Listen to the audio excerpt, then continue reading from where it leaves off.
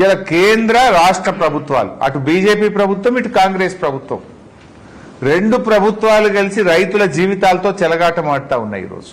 ఇప్పుడు నిన్న కొత్త సర్కులర్ ఇచ్చిండ్రు. నిన్ననే ఎకరాకు 2 యూరియా బస్తాలు ఇస్తారట.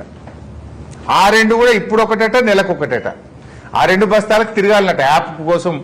నిన్న మా ఎంపీపీ శ్రీకాంత్ రెడ్డి చెప్తుండు. ఆయనకు యూరియా బుక్ చేసుకోవాలంటే యాప్ మీద వాళ్ళ బాపో దిక్కు, అమ్మో దిక్కు, కొడుకో దిక్కు, ఆయనో దిక్కు, నలుగురు 4 ఫోన్లు పట్టుకొని 3 గంటలు కొట్టంగా 2 బస్తాలు దొరికినాయట. 2 బస్తాల యూరియాకి ఇంట్లో 4 ఫోన్లు పట్టుకొని కొట్టంగా దలుగుతుంది లాటరీ తగిలినట్టు. అది 2 బస్తాలు. అంటే ఇవాళ ఎకరాకు 2 బస్తాలే యూరియా ఇస్తామంటే ఏంది? కేంద్ర రాష్ట్ర ప్రభుత్వాలు రైతులంటే ఎందుకు ఇంత చిన్న చూపు?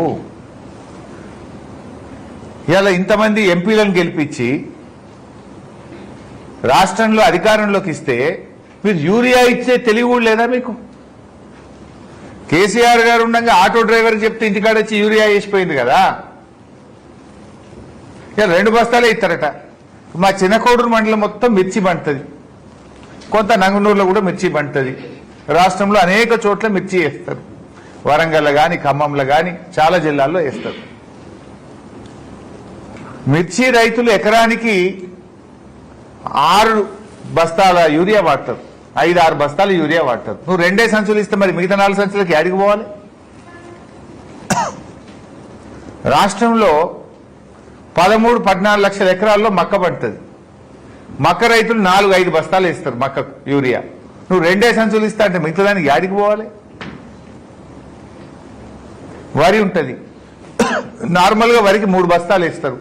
నువ్వు 2 ఇస్తా అంటే ఇంకో సంచి బ్లాక్లో కొనుక్కోవాలనా?